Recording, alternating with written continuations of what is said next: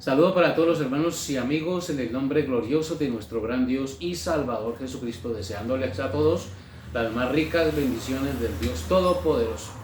Quiero que toquemos en esta tarde un tema sencillo, como siempre. Vamos a titular este mensaje hoy, Dios y la ciencia. ¿Realmente se contraponen Dios y la ciencia? Yo quiero que hablemos en este momento porque la ciencia humana se ha encargado de negar la existencia de Dios, y bueno, ellos tienen una cantidad de argumentos para decir que Dios no existe, sencillamente porque no lo ven. Ese es el argumento más sencillo que tiene la mayoría de las personas para hablar de la existencia de Dios, si lo ven o no lo ven. Bien, cuando nosotros consideramos los argumentos de la ciencia para hablar de la creación, de cómo se formó el hombre, pues siempre se busca la manera como de contradecir la palabra de Dios. Pero también vale la pena cuestionarnos y preguntarnos ¿a qué llamamos nosotros ciencia? ¿A qué llamamos nosotros ciencia? Bien, la ciencia casi siempre está basada en el estudio de algún gran hombre que se ha dedicado a estudiar y a investigar ciertas cosas, pero la mayoría de los argumentos de esos hombres están basados en teorías, es decir, no hay nada seguro, no hay nada cierto. Entonces yo quiero hablarles desde mi punto de vista personal, como cristiano y como hijo de Dios, y no quiero verme en esta hora como un fanático religioso defendiendo una idea con respecto a Dios caprichosa. Yo sencillamente quiero que seamos conscientes de que cada uno de nosotros juzgamos las cosas de acuerdo a nuestro conocimiento y de acuerdo a nuestra razón.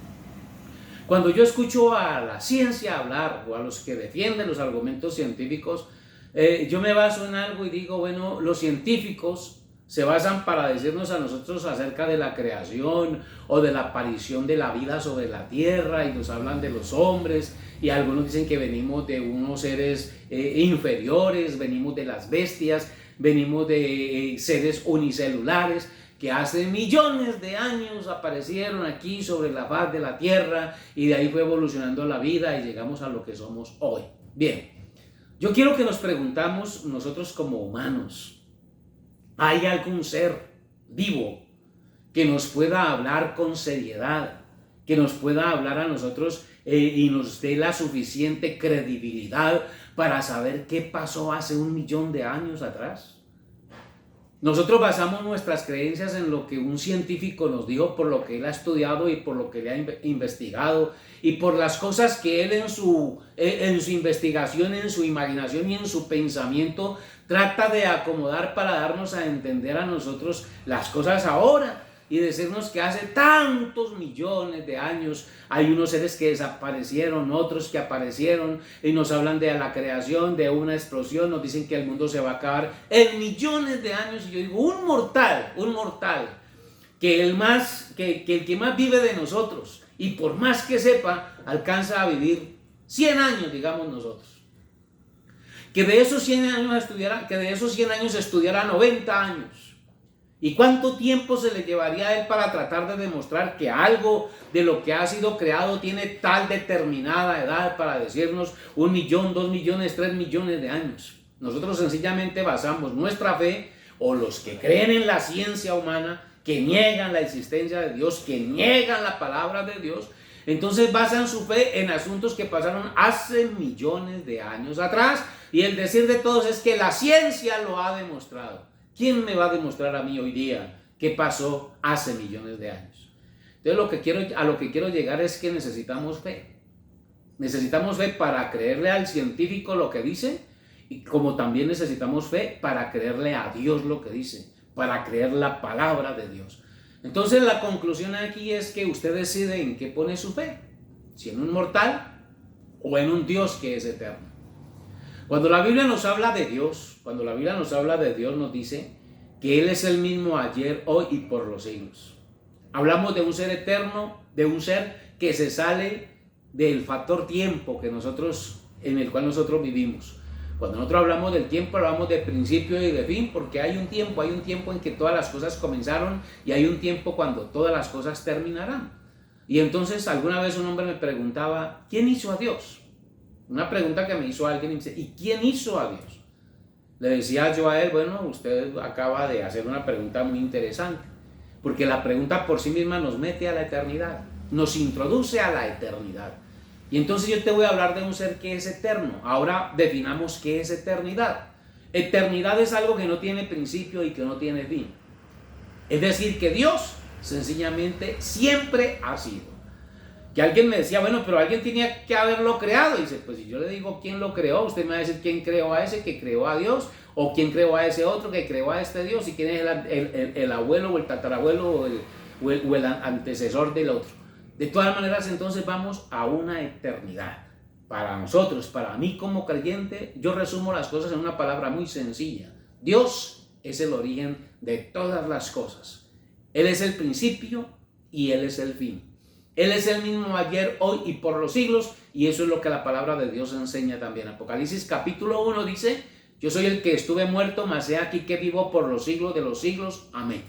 Él es el creador de todas las cosas, dice Juan, capítulo 1 y versículo 1 dice, en el principio era el verbo era con Dios, el verbo era Dios, y por este verbo fueron creadas todas las cosas, las que se ven y las que no se ven también. Todo fue creado por medio de Él y para Él. Esa es la conclusión que nos da la Biblia con respecto a Dios. Él sencillamente es eterno y punto. Ahora, Él se revela a través de su palabra. Ahora, esto no quiere decir que es una imposición, ni que usted lo tiene que creer de la manera en que yo se lo digo. Ahora yo le devolvería la pregunta a usted. La ciencia, ¿qué es la ciencia?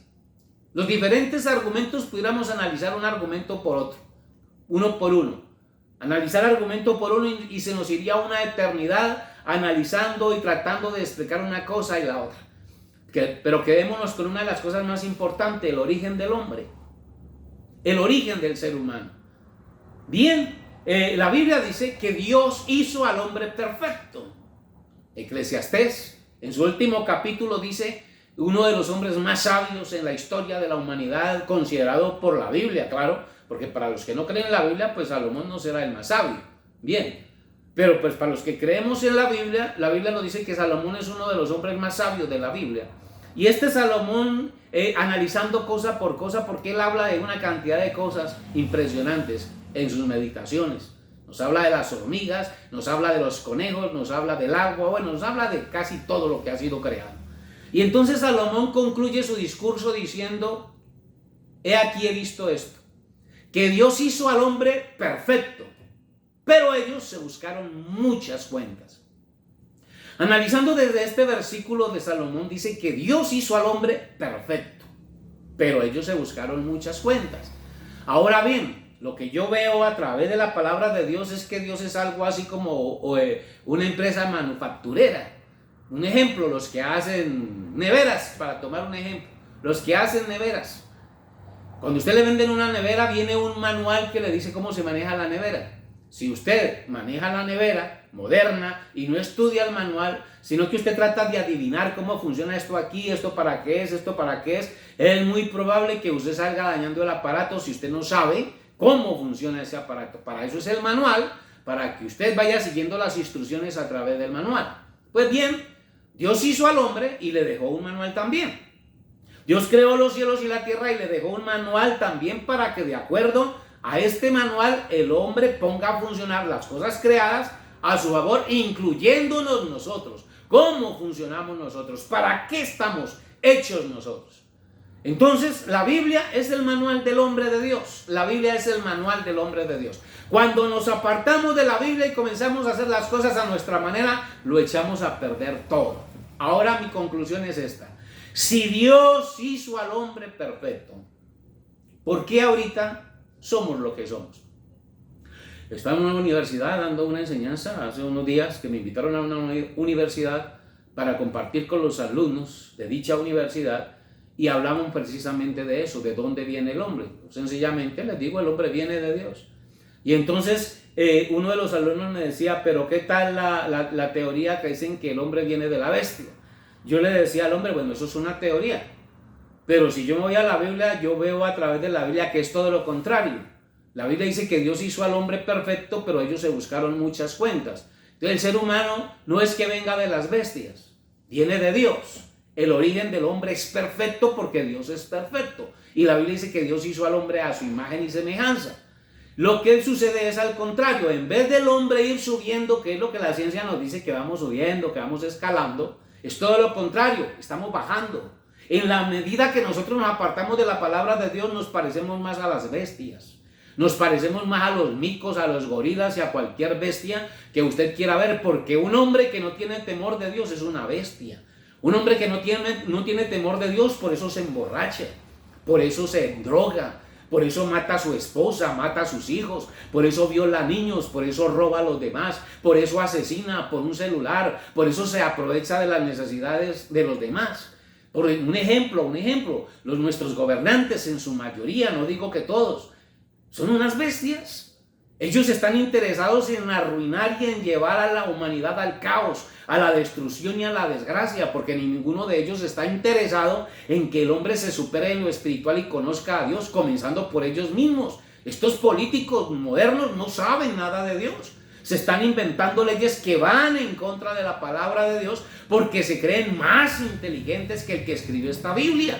Y entonces, ¿a dónde nos están llevando? A la destrucción. Hablábamos, por ejemplo, ¿quiénes son los que tienen al mundo en este momento al borde de la destrucción? ¿Dios? No, es la ciencia del hombre. No fue un científico el que se inventó la bomba nuclear.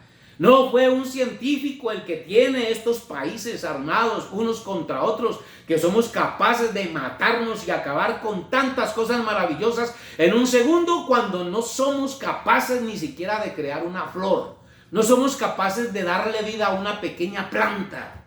No somos capaces de inventarnos una nueva simiente de la naturaleza. Al contrario, lo pervertimos todo. No somos capaces de darle vida a nada, pero somos capaces de acabar toda la vida en un momentico. Y a eso nosotros le llamamos ciencia. A eso nosotros le llamamos ciencia.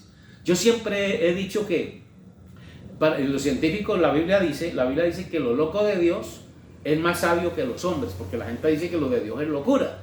Yo soy un loco para mucha gente. Y Dios también dice que Él ha enloquecido la ciencia del hombre.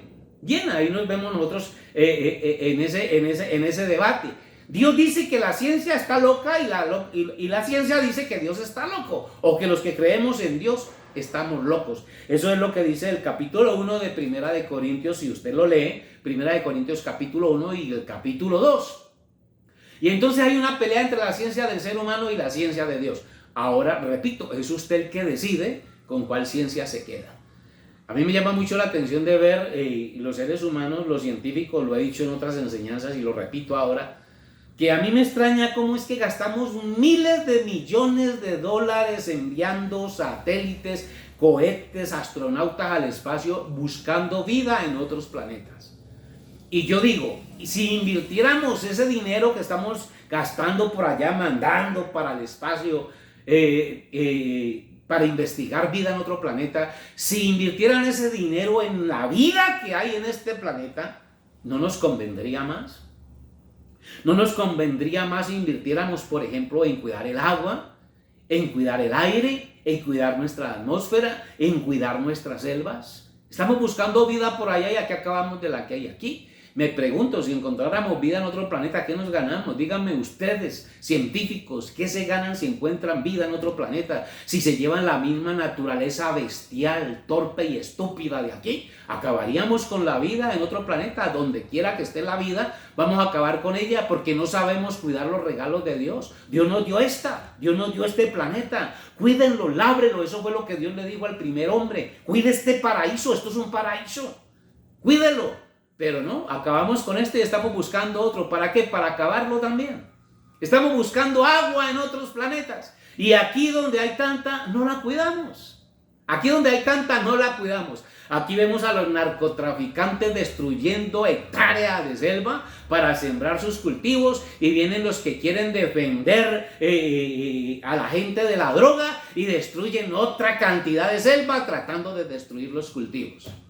Entonces, de por donde nos estamos matando, los que ya hacen lo malo y los que supuestamente hacen lo bueno. ¿Qué nos hace falta a nosotros? Conocimiento de Dios. ¿Qué hacemos como una raza que es más importante tener los bolsillos llenos de diamantes, de oro, de plata y de cosas materiales que del conocimiento de Dios? Yo siempre me pregunto, yo me hago esta pregunta, es una pregunta que me hago yo en mi torpeza, en mi ignorancia. Yo digo, por Dios, ¿qué es lo que hace que un diamante valga más que un pan? ¿Qué es lo que hace que un anillo de oro valga más que el alimento, que el agua? Porque por eso es que nos matamos, ¿no? Y por eso es que ponemos a aguantar hambre a los demás para llenarnos nosotros de lujos. Ustedes, por ejemplo, los que compran cosas finísimas, los artistas, que a mí me da risa a veces con los que critican a los que predicamos el evangelio, porque hay pastores que viven bien. Y bueno, yo no estoy de acuerdo. Yo no estoy de acuerdo con que se utilice la predicación del evangelio para robar a la gente. No estoy de acuerdo con eso. Pero se critica a los pastores porque hay pastores que tienen sus buenos carros, sus buenas casas, y viven bien, y tienen cosas finas, y bueno, y están explotando la fe. Y yo digo, miren los artistas, los cantantes, muchachos que llevan a la drogadicción a otros, con su música y sus mensajes, los llevan a la prostitución, los llevan al homosexualismo, los llevan a la drogadicción, los llevan prácticamente a la vagancia con sus mensajes de rebeldía a través de su música. Y entonces ellos hacen alarde de que tienen diamantes. Yo por ahí vi un artista con una cadena de oro que pesaba más de 8 kilos, parecía un perro de esos bravos con una cadena de oro, haciendo alarde de su cadena de oro. Y entonces, y la gente de eso no habla. Tienen aviones privados, tienen grandes mansiones, y bueno, ahora se alardan que tiran sus millones al aire, y bueno, este se gana tantos millones de dólares, y bueno, eso los vemos como héroes. A ellos los vemos como héroes, son estrellas, los aplaudimos, pero vaya que un hijo de Dios tenga con qué comprarse una bonita casa, vaya que un hijo de Dios tenga para comprarse un bonito carro, eso es un problema. Ahora bien, eso es otro tema, porque alguien me dirá, no, entonces es que los pastores, no, yo sé que hay pastores ladrones, yo sé que hay pastores tramposos, yo sé que hay pastores que hacen lo incorrecto con la palabra de Dios. Pero los culpables de todo eso somos nosotros mismos por ignorantes. Porque le comemos cuento a todos. Le comemos cuento tanto a los políticos, a los artistas, a los pastores, a toda esta clase de líderes, y dejamos a un lado la palabra de Dios.